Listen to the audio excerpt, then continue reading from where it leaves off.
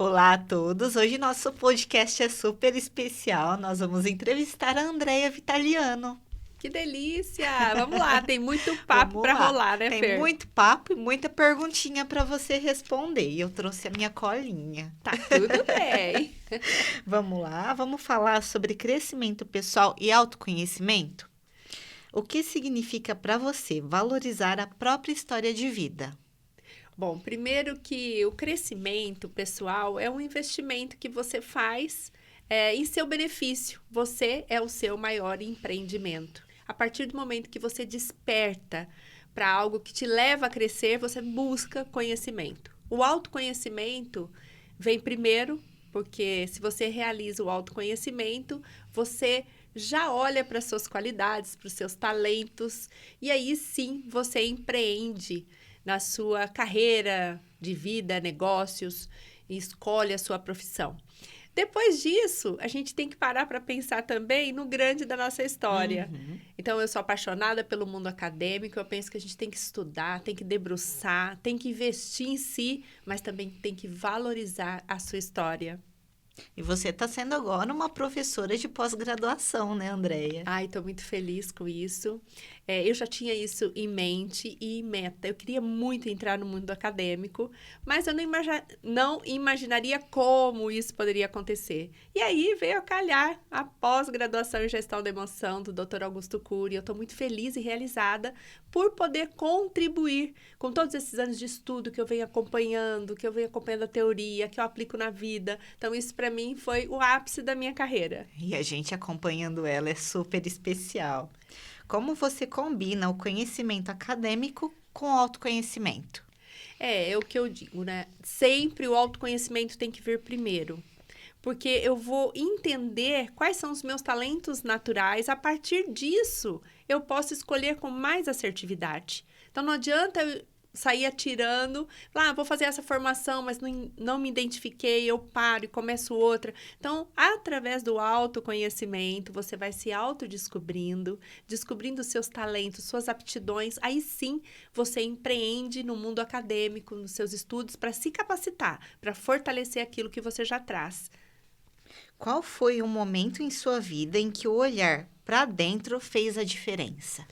A partir do momento que eu olhei para a Andrea, naquele momento ali muito difícil, financeiro, tinha acabado de me casar, e vi uma oportunidade de mudar a minha história, eu fiz.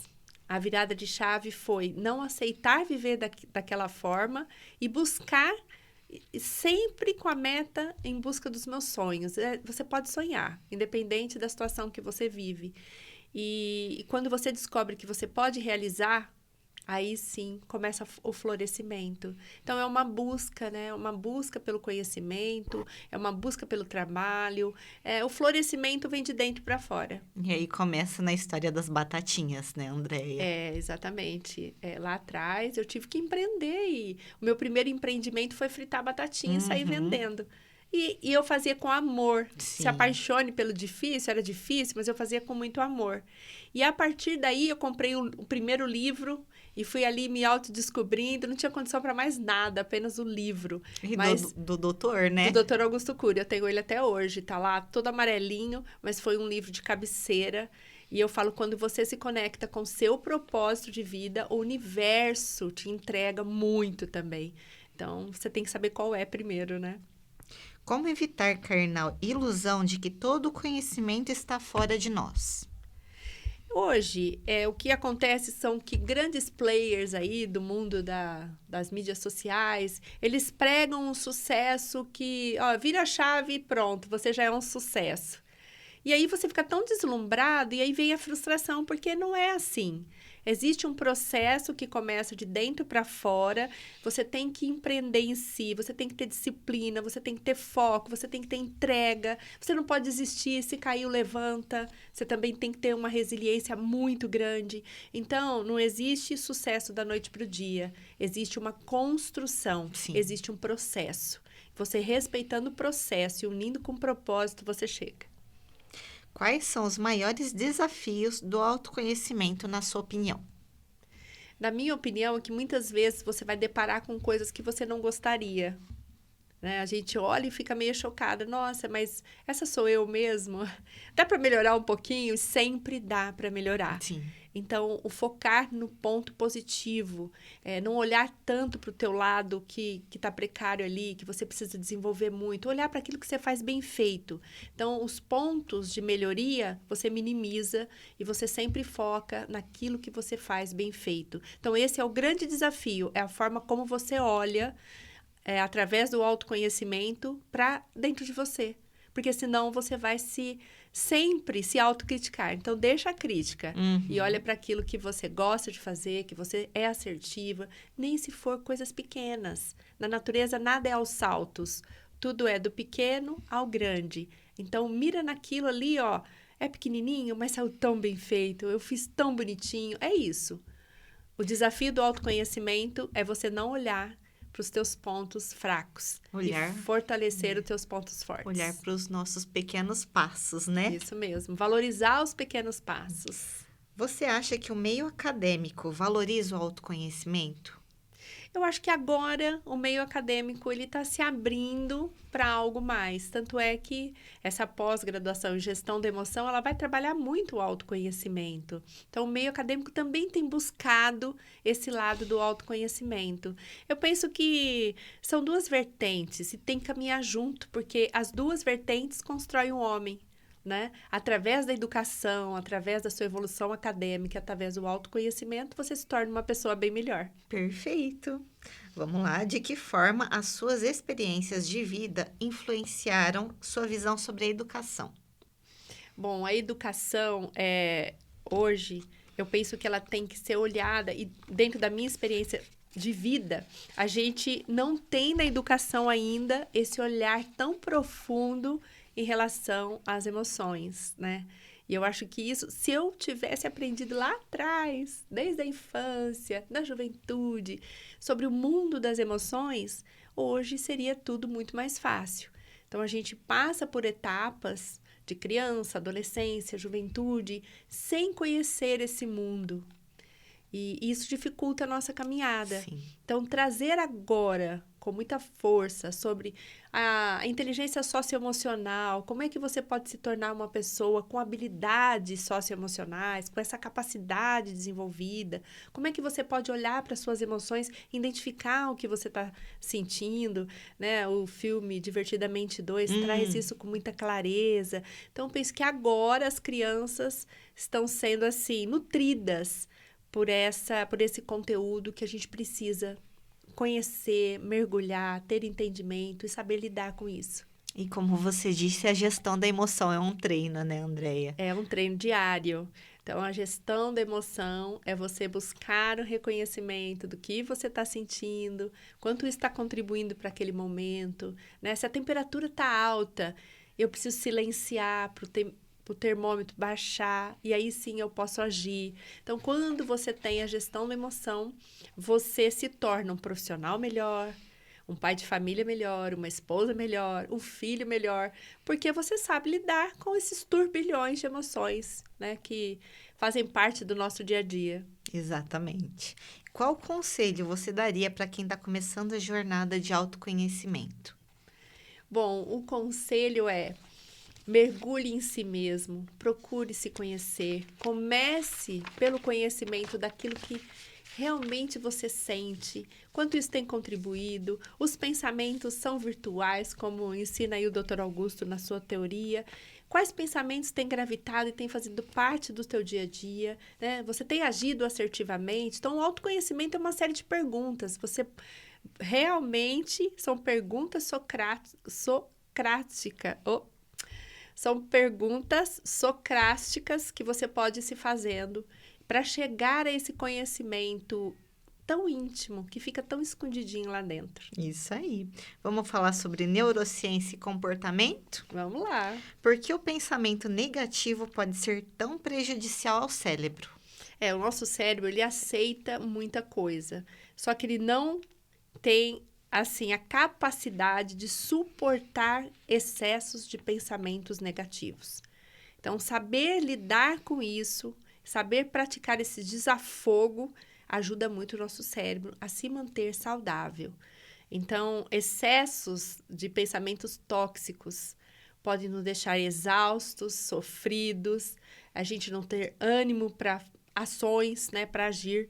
Então, a gente precisa sempre buscar o positivo, porque dentro do negativo sempre tem uma coisa boa.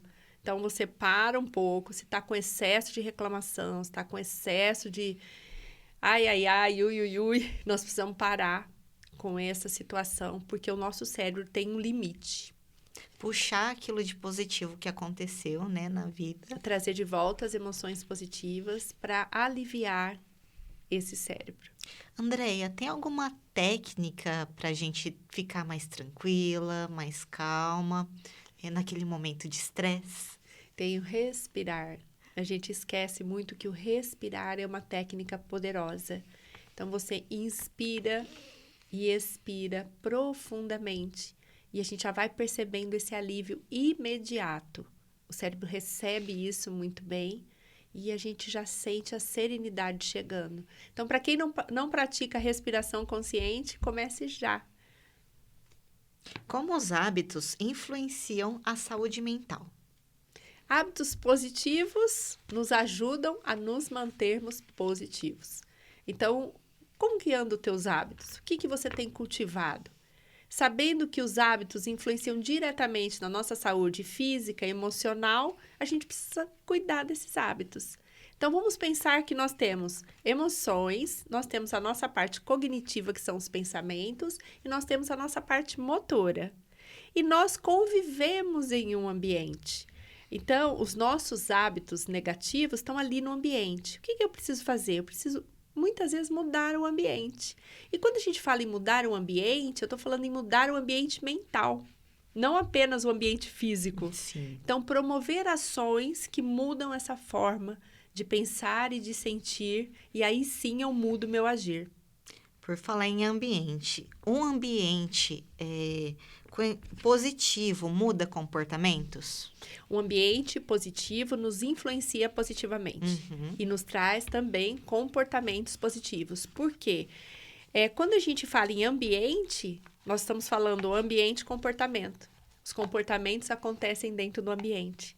Então, quando o ambiente é favorável, eu tenho a tendência de ter comportamentos positivos. Então, olha a importância hoje das empresas cuidarem do ambiente corporativo. Exatamente. Eu ia te perguntar exatamente isso, sobre a positividade no ambiente de trabalho. A positividade no ambiente de trabalho, ela contribui para maior produtividade. E isso a gente precisa treinar comunicação assertiva, relacionamentos interpessoais, porque tudo isso impacta para que um ambiente seja positivo. Então, a cultura organizacional, quando ela assume ali dentro da empresa uma cultura positiva, ela também impacta nesse ambiente e assim impactamos no comportamento dos nossos colaboradores. Perfeito. Como você vê a relação entre a neurociência e a prática diária? A neurociência são recursos hoje, são estudos científicos, né, que cuidam dessa parte comportamental. E quando a gente olha para a neurociência, a gente começa a perceber que nós temos como criar novas sinapses neurais, que a gente tem como criar novos caminhos, e isso é com prática, né? Criando hábitos, nós vamos criar novas sinapses, que depois aquilo vai ser uma coisa normal na nossa vida. Então, a neurociência, ela vem contribuir muito para que os comportamentos sejam comportamentos positivos, mas quando aplicada, né? A gente precisa trabalhar isso. É muito interessante. E você acha que as pessoas subestimam o poder dos pensamentos negativos? Eu penso que a pessoa não percebe o tão grave que é você cultivar pensamentos negativos. Isso se espalha, né? Isso se espalha, o cérebro não suporta essa carga negativa intensa. Então, saber detectar isso, reconhecer e promover a mudança é algo que nós precisamos estar sempre atentos. E o doutor Augusto traz a técnica, né? Nos focos de tensão, aplique a técnica do DCD. Duvide, critique e determine ter novas atitudes. Então, duvide veementemente de todos esses pensamentos perturbadores que vêm realmente para atormentar. Critique, isso não é verdade, eu posso ser diferente. Determine agir mentalmente de outra forma. Perfeito. Tem mais alguma estratégia que você recomenda para combater os pensamentos negativos? Se cerque de pessoas com pensamentos positivos. Você é a média Ótimo. das 5 pessoas que você mais convive. Então, quando você convive com pessoas com pensamentos negativos, com pessoas tóxicas, você vai ter a tendência de também se tornar uma pessoa tóxica. Se você quer ter pensamentos positivos, convive em meios positivos, sabe? Que vem de encontro com seus valores, princípios. E aí você vai perceber uma mudança também de pensamentos. Você vai se perceber um pouco mais positiva. Isso é uma das formas. Agora, temos outras também. A gente pode passar a ouvir a música que a gente gosta, quando algo está muito pesado. Vamos dar uma suavizada. Busca aquela música que você gosta de ouvir. Você vai ver como seus pensamentos ali já se tornam pensamentos positivos. A gratidão, que a gente, né, fala tanto, seja grato, porque a gratidão, ao você expressar a gratidão, você está recordando de memórias positivas. Ninguém é grato por algo que não foi bom. A gente sempre é grato por algo bom, positivo. Aí você lembra, você fala, nossa, gratidão por esse momento. Só esse movimento da gratidão já faz com que você acione o seu lado positivo, as suas memórias positivas. Muito legal. E como o cérebro reage a uma mudança repentina de hábitos? Eu penso que o cérebro, a mudança repentina de hábitos, na verdade, ela não é tão repentina assim, né? Para você mudar um hábito, tem que ter um cultivo de um novo hábito. E isso pode levar um tempo. E o cérebro, ele recebe bem, porque nós temos essa capacidade, né, de neuroplasticidade. O cérebro, ele tem essa capacidade de criar novas sinapses.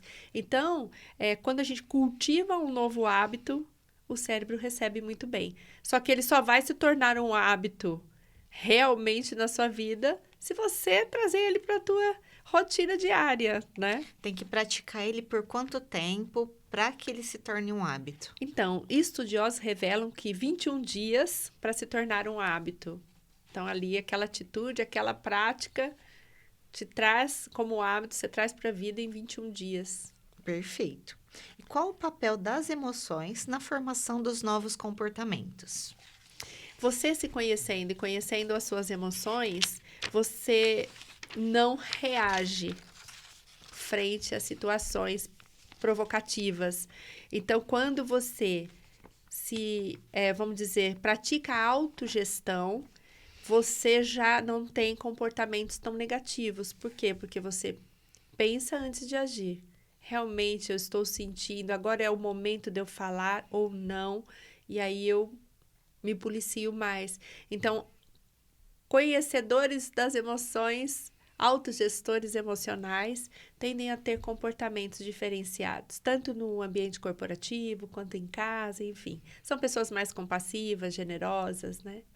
Como é bom falar de neurociência. Agora a gente vai falar de saúde mental e resiliência. Como você vê a importância de valorizar as cicatrizes emocionais? Bom, tem até uma historinha, né? Como chama mesmo? Conta pra gente, qual? Que a xícara se quebra. Kintsugi. Kintsugi. E ali eles juntam os pedacinhos e passam ouro. É uma cola com ouro, né? Isso, para honrar aquelas cicatrizes. Quer dizer, elas não vão desaparecer, mas elas podem ser vistas de outra forma. Então, assim também são as nossas cicatrizes, né? Se a gente olha para elas com muita dor ainda, elas são feias, né? A gente fica apavorado. Agora, quando você cuida dessas cicatrizes, quando você junta essas peças e torna essas peças algo valioso, como ensinamento profundo para a sua vida, aí a gente então pratica essa técnica do Kintsugi. Kintsugi, né? Eles não jogam fora, mas eles colam com ouro e revestem toda a xícara. Então, eu acho fantástico e eu acho que isso aí sela, né? Eu adoro também. Que o conceito do Kintsugi representa para você? Olha, o conceito do Kintsugi... Como que pronuncia isso? Kintsugi. Kintsugi. O conceito do Kintsugi, para mim, é algo tão valioso, porque quem é que não tem cicatrizes? Todos nós temos. Agora, é o que fazer com elas. Então, você pode torná-las uma peça rara, ou você pode tornar uma imagem que sempre vai te impactar negativamente. Tirar da cicatriz o melhor que ela pode te trazer, que são os grandes ensinamentos. Porque a dor nos ensina, nos faz crescer também. Exatamente. E como nós podemos aprender a ver a beleza nas nossas cicatrizes? Transformando nesse lindo jarro revestido com ouro. É o que eu tô falando, é extrair, né? Tirar o melhor da dor. Quando você olha para sua cicatriz, não olhe com pena de você, mas olhe com gratidão para esse ensinamento que essa cicatriz te deixou, te trouxe. Você se tornou uma pessoa muito melhor. Aprendizado, né, É um grande Andréia? aprendizado. Uma cicatriz é um grande aprendizado. Então, olhe para ela com esse olhar. Sim. Porque é importante reconhecer o esforço de estar vivo. Olha, não sei qual o significado da vida para você, mas a partir do momento que a gente entende qual é o nosso papel aqui, qual é o propósito, o que você veio fazer aqui, o quanto você pode contribuir, aí o significado da vida se amplia muito, né? Isso. Então, ser vivo é deixar uma mensagem positiva aqui nessa terra, na humanidade, para as pessoas que estão ao seu lado, para o seu animalzinho de estimação. Eu não sei qual é o teu propósito, mas quando você se conecta com ele, você passa a estar vivo. Porque eu tenho vida, mas será que eu estou vivo? Então, eu acho que tem uma diferença aí. Será que a gente está fazendo o suficiente, né? Dando a nossa contribuição para o mundo, Exatamente. Vivendo. vivendo. Você está vivendo ou apenas existindo? Essa frase é muito Perfeito. forte. Então, quando você está apenas existindo, você tem que parar um pouquinho e olhar para isso e trazer um significado real e começar a viver, deixar o teu legado, a sua marca, a sua contribuição. Nem se for com um sorriso, com um abraço, mas algo bom você pode deixar para o outro. Faça a diferença, né? Como você lida com momentos de crise pessoal? Bom, eu já tive muitas crises, e aí a gente pode pensar também na crise financeira, né? Nós passamos por crises, Sim. nosso país passa por crise. E eu me recordo que, bem jovem, eu recebi um convite para estar participando de uma entrevista na Canção Nova. E o tema foi Em Tempos de Crise, Crie. E aí eu fui estudar, falei, nossa, deixa eu estudar esse tema, deixa eu ver como que eu posso criar em tempos de crise, né? Dentro da crise, existem oportunidades de criatividade. Uhum. Então, em todo momento de crise na minha vida, eu olhei para ele e eu tentei criar algo diferente. Então, eu passava por aquele momento. Pode ser que em alguns momentos nem foi tão positivo aquilo que eu trouxe, que eu criei, mas eu passei pelo momento. E aquele momento foi importante para mim. Então, em tempos de crise, em crises, a gente precisa criar. Ah, mas em crises emocionais, aí eu preciso procurar, então, alguém que me ajude a passar por esse momento, porque isso também existe, Sim. né? Tem momentos que a gente entra em crise que a gente não sabe para onde correr. Então, procure um profissional adequado para te ajudar a passar por esse momento. Mas crise financeira tem jeito e a gente tem como criar, usar esse momento de dor para se sobrepor através da criação de algo novo. Falando nisso, o que significa para você superação? Superação é você olhar para você, ver quem você era lá atrás e olhar para você hoje e ver quem você se tornou. A minha história é uma história de muita superação. Demais. Então, passei por vários momentos difíceis, de crise, fui me superando, fui decidindo por mim, fui decidindo pela minha família. Isso é um ato de superação. Perfeito. Como a resiliência pode ser desenvolvida no dia a dia? A resiliência, ela é uma capacidade, é uma habilidade que qualquer pessoa pode desenvolver. Então, como é que a gente consegue passar pela dor e se manter forte? Bom, na minha vida eu não tive muita opção. Uhum. Ou eu me sentia forte, ou eu me deixava levar e entregava tudo e falava, deixa pra lá, não vale a pena nada. Não. A resiliência te faz forte, é como a história do bambu, né? Ele enverga, mas ele não quebra. Passando a tempestade, o bambu volta ao mesmo formato. Uhum. Então, é essa capacidade que a gente tem de desenvolver essa habilidade de nos mantermos fortes e ter a certeza que esse momento vai passar. Então, a resiliência é uma capacidade, é uma habilidade que a gente desenvolve, tendo a certeza que é um momento passageiro. Perfeito. E que conselho você daria para alguém que está passando por um momento difícil? Esse momento difícil vai passar. É só um momento. Então, é que quando a gente está dentro de um problema, a gente acha que aquilo ali é o fim do mundo. Falou, acabou, acabei ali, né? Parei. Não, é temporal. Ele vai passar. E quando ele passar, você vai olhar para trás e vai falar, nossa, mesmo com dor, nesse momento eu aprendi muitas lições. Então, é sempre tirar o positivo do negativo. Tem uma frase que diz assim, dentro do mal, Deus faz um bem maior. Mas a gente tem que dar esse tempo para Deus trabalhar, né? Então, dá um tempo, respira, vai passar. Eu gosto de pensar assim, quando tô em um momento difícil, eu penso, isso aqui é 3 vezes pior na minha cabeça do que é na Aí realidade. você diminui o Aí eu problema, né? diminuo o Isso problema. mesmo. Vamos para falar sobre motivação e superação. O que te motiva a continuar agindo, mesmo diante dos desafios, que são muitos, né, Andréia? É motivação mesmo. A motivação são motivos para a ação. Quando os desafios se apresentam, mas você tem um grande motivo, então, quem tem um grande motivo, ele vence qualquer como, né? Qualquer porquê. Então, é se manter firme pelo seu motivo maior. E como você lida com a procrastinação? Olha, eu não procrastino. Nunca. É muito difícil. Eu sempre procuro me antecipar. Então, se eu tenho que entregar um material daqui 6 meses, daqui 2 meses, eu estou deixando tudo pronto. Então, a procrastinação é algo que não nos leva a lugar nenhum. Então, isso eu tenho muito claro comigo. Dá para adiar? Dá.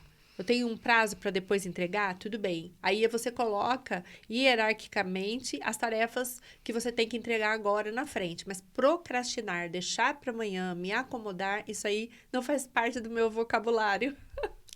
Você acredita que a liderança eficaz deve ser baseada em sabedoria e compaixão? Eu acredito que a liderança eficaz é onde o líder se coloca também numa posição de servir, né? Então, ele tem esse jeito de querer entender a história do seu colaborador, ver o que ele está passando, que é uma liderança um pouco mais empática. Sim. E eu penso que essa liderança conecta. E a partir do momento que você se conecta com a sua equipe, você traz grandes resultados, porque a equipe, ela olha para você e fala, nossa, ela é uma fonte de inspiração, então nós vamos junto, que eu também chego lá.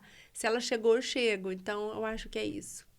E como a compaixão pode impactar os resultados do time? A compaixão é você entender com o coração. A partir do momento que você entende a história, você acolhe e leva elementos para a pessoa superar essa história, você já está tendo compaixão, né? Então, a compaixão faz parte ali de todo um contexto de competências que o líder tem que ter para movimentar esse time.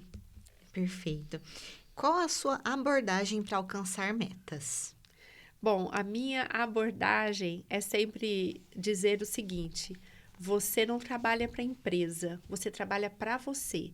A partir do momento que o colaborador entende que ele está trabalhando para ele, porque ele entende que, olha, se eu trabalhar para mim, eu alcanço essa meta e eu vou com isso ter a recompensa. Mas a empresa também está ganhando se ele alcançar a meta. Mas ele está crescendo. E ele crescendo, ele faz com que a empresa cresça. Então, é sempre motivar o colaborador a buscar o seu melhor e a entregar o seu melhor acima da média. Perfeito. Você acha que pessoas ocupadas são mais eficientes? Tem aquele ditado que diz: se você precisar de uma ajuda, peça para aquela pessoa que é muito ocupada, porque ela vai dar um jeito de te atender. É que ela tem essa agilidade mental, esse movimento, e sempre dá para acolher, sempre dá para dar um ombro, sempre dá para resolver mais algum problema. Então, não é que ela é mais eficiente, é que ela é mais disposta, ela está sempre pronta Para ação. para ação. Como você aconselharia alguém que luta com a falta de coragem para agir? Busque inspiração. Se está te faltando coragem para agir, para tomar uma decisão, busque inspiração. Hoje a gente tem tantas histórias que são muito parecidas com a nossa. Busque inspiração no livro, em um vídeo, em um filme, mas quando você se conectar com essa pessoa que superou o que você está passando agora, você tem a coragem de enfrentar também o seu desafio. Então, na minha vida não foi diferente. A gente tem que ter pessoas que conseguiram, histórias que te inspirem. Porque você fala, se ela conseguiu, eu também consigo. Sim, inspiração, né? Inspiração. O que você considera a chave para superar os desafios? Bom, a chave para superar qualquer desafio é você estar conectado com o seu propósito. A partir do momento que você se conecta com o seu propósito, o universo parece que ele se abre. E a gente falou tanto isso hoje, né? Sim. E ele contribui. Como que eu ia imaginar lá atrás, uma menina ainda, com o livrinho do Dr. Augusto Cury na mão ali, apaixonada por aquelas palavras, que hoje eu me tornaria uma especialista em gestão de emoção, conectada ainda com todos os ensinamentos dele, muito próxima dessa energia gigante desse mestre, né? E ajudando ele a entregar o legado também. Olha que coisa linda, né? Uma história linda. Então, quando você dá um passo, o universo responde. O que nós não podemos é ficar paradas no lugar em que estamos. Isso mesmo. Vamos falar agora sobre espiritualidade. Como a oração impacta nas suas decisões diárias? Hoje já tem até estudos, né, na neurociência que vem estudando o poder da oração, porque o cérebro ele corresponde quando a gente ora. Então, eu começo a minha semana orando, eu entrego a minha semana toda, pedindo a Deus força para passar por desafios, porque os desafios eles sempre têm. Nós somos seres inerentes ao sofrimento. Não, o sofrimento vai estar ali, ou é uma doença de um familiar, ou é algo que você tem que lidar. Então, a oração, ela nos protege, nos encoraja, né? Você acabou de falar de coragem. A oração traz essa confiança em algo maior que você vai dar conta de passar, né? A gente precisa dessa força divina. Você acredita que a espiritualidade pode ser um guia para o cérebro? Eu acredito que a espiritualidade é um dos pilares. Nós temos os pilares espiritualidade, emoções, pilar mental e o pilar físico. Ele é o pilar que nos sustenta. E qual o papel da espiritualidade em momentos de adversidade? A espiritualidade é uma força que transcende a nossa força física, a nossa força mental. Ela está acima de todas as forças, né? Aquilo que você acredita, é aquele algo maior, é o Deus. Eu não sei qual a tua crença religiosa, mas você tem que crer que existe algo maior que você, né? Então, eu creio em Deus, eu sou cristã, e em todos os momentos de muita aflição, Deus sempre veio como resposta em alguma situação, em uma música, em uma palavra. Então, é você se conectar com a sua essência divina. E você precisa acreditar em algo para buscar, né? Exatamente. E como você integra espiritualidade na sua rotina diária? A minha espiritualidade eu pratico através das orações, meditações, leituras e, por que não, né? Exame de consciência, Sim. que é quando você coloca a cabeça no travesseiro e pensa como foi o seu dia, onde eu errei, onde eu falhei. Aí eu volto lá, ressignifico, vejo, se eu tivesse agido de tal forma, talvez essa situação não teria se desencadeado por um conflito. Então, a espiritualidade, ela vai embasando o seu ser, trazendo esse brilho no olhar, essa paz no coração, tornando o homem um homem muito melhor, né? Isso mesmo. E como ela pode ajudar na busca por respostas interiores? É ouvir teu coração, é ouvir a voz de Deus falando no seu ouvido, muitas vezes interno, né? Que a gente não consegue. Hoje os barulhos são tão grandes e a gente não consegue parar para ouvir. Deu probleminha na câmera. Ah! Na sua câmera. Justo na minha. Ai, meu Deus! A gente... Agora. Foi então tá bom. Então Ai, a gente então dá muda pra de lado. repetir. Tá tudo certo, Deia? Peraí. Tá tudo Tá. certo. Ai, Acho que então sim, tá. né? Beleza. Você que vai fazer os cortes, filha. Você que sabe. Pra mim tá Então ótimo. tá bom. Vamos só esperar aqui. Tomar meu cafezinho. Agora. Eu mudei pra geral porque... Então, assim, volta nessa pergunta aí que Tá. dá pra continuar. Uhum. Só- Pausa pro café. Eu já tava achando que deu uma hora, porque nós já falamos aqui, Falamos hein? bastante, mas tem Meu coisa Deus. aqui ainda. Tem- Vamos embora. Esquentou. Esquentou? Deu temperatura alta. Então, você vai ter que ligar o ar, né? Mas agora eu não acho bom, não. Não, Porque né? senão vai dar diferença no áudio. É. Vamos esperar um pouquinho. Tá. Pode esperar, não tem pressa, viu? Deixa ela só um pouquinho. Respirar um pouquinho. Que engraçado. Isso aí. Mas tem, às vezes, dá esse probleminha mesmo dela esquentar demais e... Você tem uma lá, né? É, mas foi a do Samuca que aconteceu isso uma vez, não foi com a minha, não. É? Mas é Sony? Qual Não, que é? ela é Canon. Canon? É. Canon esquenta menos. Essa aqui é porque ela é mirrorless, né? sim. Então ela esquenta mais mesmo. A dele é a Canon. Mas acho que tava aberta, tava fechada a tampa aqui. Que Ah. normalmente a gente deixa aberta. Pra ventilar, justamente né? Pra ventilar. Ó, já ligou de novo.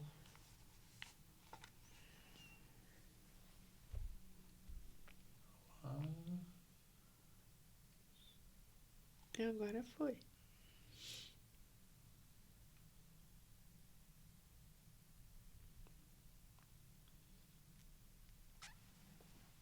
Aqui.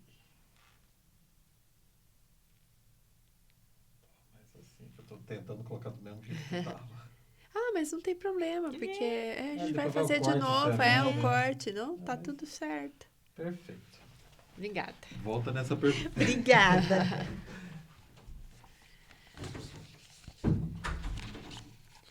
Andréia, como a espiritualidade pode ajudar na busca por respostas interiores?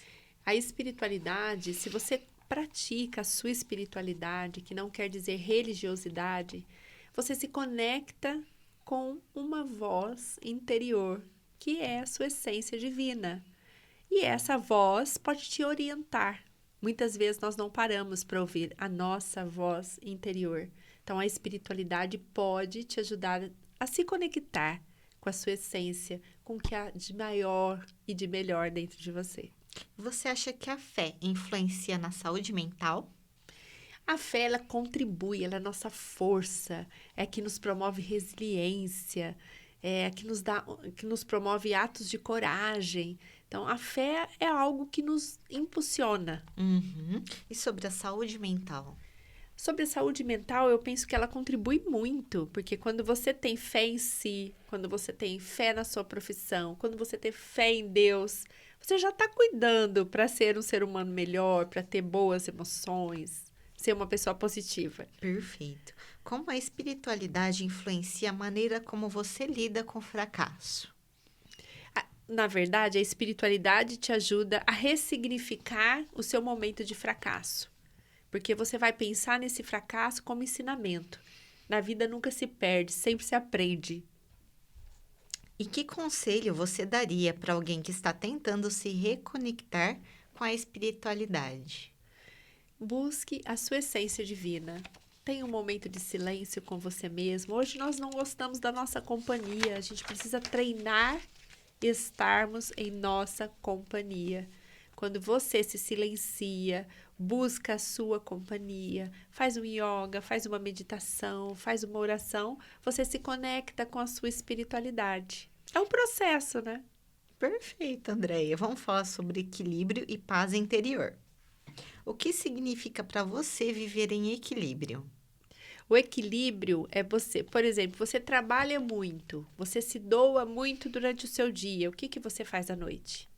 Você busca um exercício físico, você busca uma meditação, você está promovendo o equilíbrio.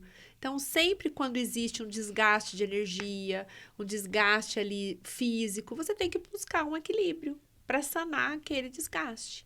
Então, qual é o seu ponto de equilíbrio hoje? Em meio às demandas da vida, em meio à correria, ali está algo que você precisa fazer por você. Perfeito. E como você encontra paz interior em meio ao caos do dia a dia? Olha, a paz interior, eu encontro sempre meditando, orando, respirando, né? Muitas vezes a gente está ali com aquela demanda gigante, sempre acha um tempinho para respirar.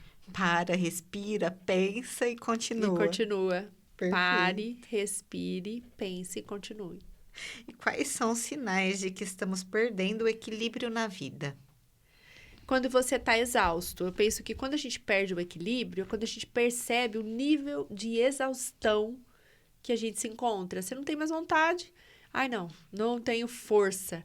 Então, aí existe um ponto de equilíbrio que você tem que estar trazendo, né? O que está te roubando energia que você não está repondo? É o teu trabalho, é o teu ambiente familiar, está estudando demais, está comendo menos. Então, quando a gente chega nesse ponto de exaustão, a gente tem que correr e buscar o equilíbrio. Como se busca esse tipo de equilíbrio? Sempre olhando para você e vendo em que pontos da vida você precisa estar em equilíbrio. Eu estou olhando para a minha vida como um todo, a minha vida pessoal, profissional, intelectual, vida de lazer, diversão, espiritualidade. Então, quando a gente olha para essa roda da vida, a gente percebe em qual fragmento dessa roda está faltando equilíbrio. E aí eu busco alavancar esse fragmento. Ah, eu não estou tendo lazer e diversão. Então, traz para sua vida esse momento de lazer e diversão. Ah, eu não estou ficando com a família. Então, promova um tempo de qualidade com a sua família. E isso é buscar o equilíbrio. O autocuidado, né? Que contribui para o equilíbrio.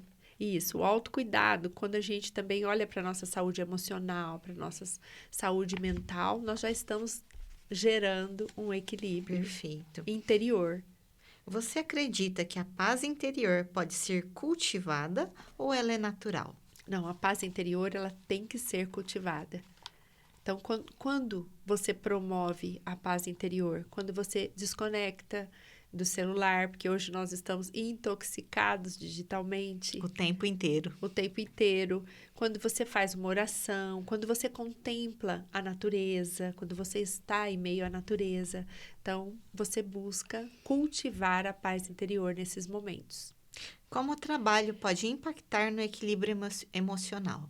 Excesso de trabalho impacta no nosso equilíbrio emocional. Então, eu vou levar uma demanda para casa. Pronto, já está estendendo o seu horário de trabalho na sua casa, está tirando você do convívio da sua família. Então, ter uma boa organização do tempo em relação ao trabalho vai te gerar equilíbrio. E qual o papel das conexões humanas no equilíbrio emocional? A gente não vive numa ilha, né? Nós vivemos com pessoas. E nos conectarmos pode gerar equilíbrio emocional. Por quê? Porque aquele momento vai ser descontraído, vai ser um momento de bate-papo, de leveza, de satisfação. Então, nas conexões, existem trocas de energia, de emoções, que me trazem um equilíbrio. Que práticas você recomenda para quem busca mais equilíbrio na vida? Gestão de tempo, gestão da emoção. Tire um tempo para você, né? Pratique a mesa redonda do eu. Tenha um diálogo interior. Busque suas respostas ali naquele momento. Isso eu acho que já nos resgata, né? Já nos traz essa paz, esse equilíbrio interior, Sim. esse bem-estar. Uhum.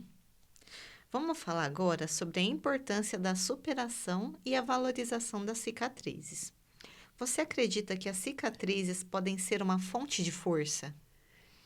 As cicatrizes, na verdade, nos lembra tudo aquilo que nós já superamos. Então, não podemos olhar para essas cicatrizes com dor, e sim com gratidão, porque cada cicatriz nos traz uma história e uma história de superação. Então, elas são valiosas na nossa vida. Existe alguma prática que você recomenda para ajudar pessoas a abraçarem suas cicatrizes? É reconhecer, honrar e agradecer. Eu acho que dessa forma, essa prática vai tornando aquele trauma, aquela coisa ruim, algo significativo, um aprendizado, um grande aprendizado. Essa aqui eu quero saber, hein? Você tem alguma cicatriz específica que te ensinou alguma lição importante? Ai, nós temos várias, né? Eu Várias. tenho várias cicatrizes, sim. Eu me recordo de uma, eu sempre gosto de contar, inclusive nas minhas palestras, né? Que eu fazia as minhas batatinhas com muito Sim. amor. E eu empreendia ali, ficava as noites fritando a batatinha, embalando, e era amorosamente feito com muito carinho. E no outro dia eu saía para vender. E aí um dia eu entrei em uma quitanda. E aí esse quitandeiro olhou para mim e falou: "Não, você não, vendendo batata, isso não era o futuro que eu esperava para você. Te conheço desde criança, via você passeando lá na 7 de setembro com a sua avó, no carrinho, tomando seu solzinho da manhã, vendendo batata. Então aquilo ali causou em mim uma grande dor naquele momento. E foi uma grande cicatriz.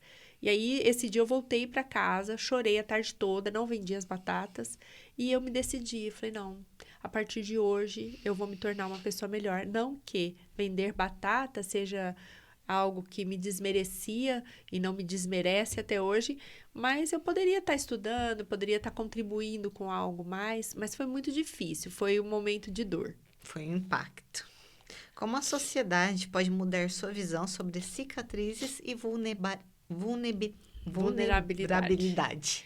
As cicatrizes, a gente já falou sobre elas, são marcas, né, que ficam do passado e a gente precisa honrar, respeitar, reconhecer e ver o tanto que nós crescemos com isso, valorizar a superação. E a vulnerabilidade, ela já é algo diferente. Nós precisamos nos colocar vulneráveis, não esconder as nossas dores, as nossas limitações.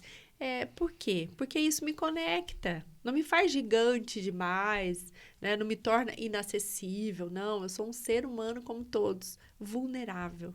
Então, a vulnerabilidade, ela não te diminui, e sim, ela te torna um ser humano melhor. Por quê? Porque eu digo, eu sou como vocês. Então, a gente pode partir daqui juntos, né? Com as mesmas dores, com os mesmos traumas, nos reconstruindo e reconhecendo que somos vulneráveis. Sim. Isso é um ato de humildade, enfim. Perfeito. Vamos falar agora sobre comportamento e mudança de hábito. Como o ambiente que vivemos influencia os nossos comportamentos e hábitos? A gente já falou um pouquinho aqui, Já. mas nós vamos falar sobre o ambiente mental, que eu penso que é esse ambiente que tem que ser cultivado, é esse ambiente que tem que ser cuidado.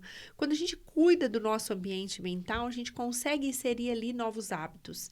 Então, não deixar que lixos emocionais, sabe, fiquem arquivados, livre dos pesos. E aí a gente vai cultivando e deixando esse solo mental pronto para que a gente plante ali novos hábitos. Perfeito.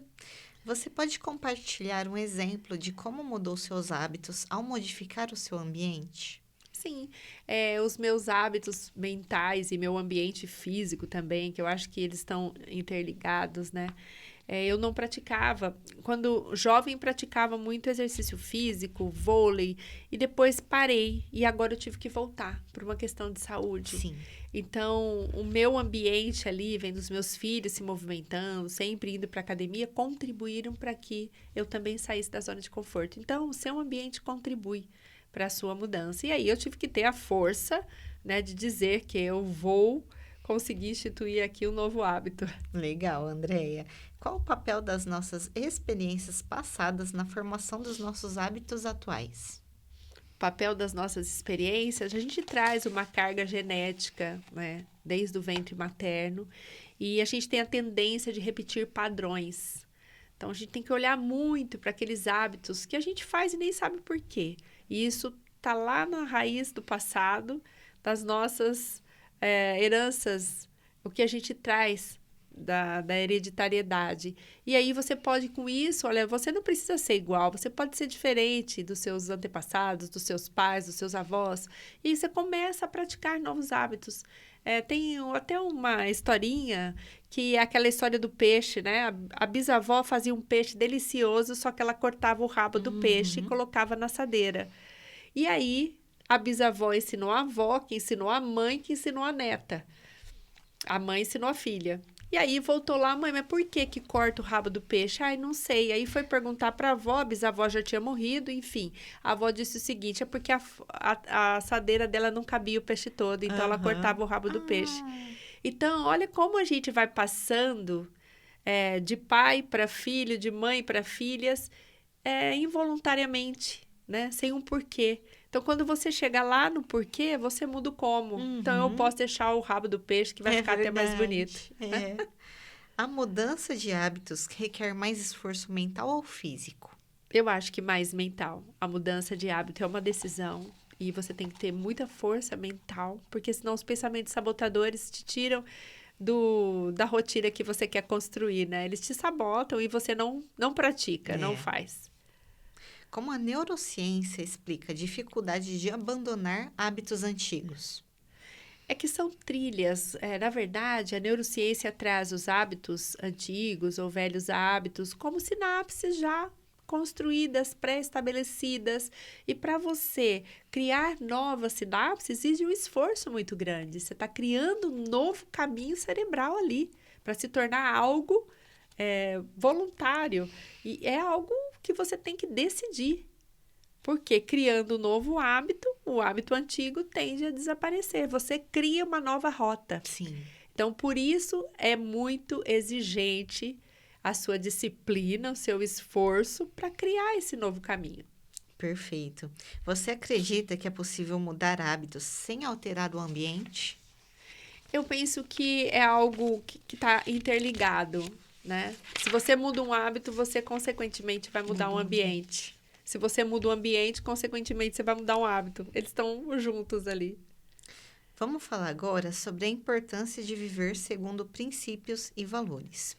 Qual a importância de viver segundo princípios e valores para você? Quando a gente se autoconhece, se autodescobre, você descobre quais são os seus valores. E aí, muita coisa que você não entendia o porquê ocorria, uma pessoa que você não consegue muito se relacionar, por quê? Não tem a ver com teus valores, um ambiente que você não se sente confortável, por quê? Porque não tem a ver com teus princípios. Aí você passa a tomar decisões.